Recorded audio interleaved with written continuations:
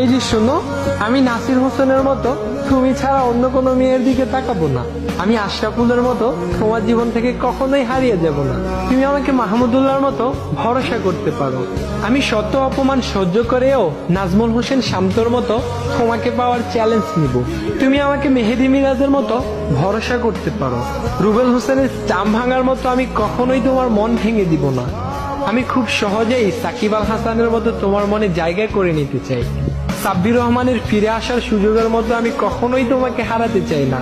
তুমি আমাকে তাড়িয়ে দিলে আমি তাসকিনের মতো আবার ফিরে আসবো। মাশরাফির মতো সব সময় তোমাকে আগলে রাখবো। আমি মুশফিকুর রহিমের মতো তোমার সব রাগ সহ্য করে নিব। সৌম্যর পেরিস্কোপ শটের মতো তোমার সাথে বেকাতারা কথা বলবো না। তোমাকে নিয়ে কেউ বাজে কথা বললে আমি সোহানের মতো প্রতিশোধ নিব।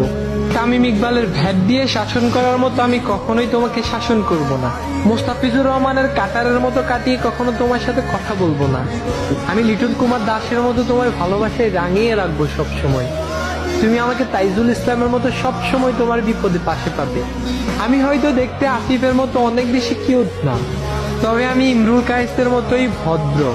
বাংলাদেশের বিশ্বকাপ জয়ের স্বপ্নের মতো আমি তোমাকে সব সময় স্বপ্ন দেখি। তোমাকে পেয়ে গেলে বাংলাদেশের বিশ্বকাপ জয়ের মতো উদযাপন করব আমি।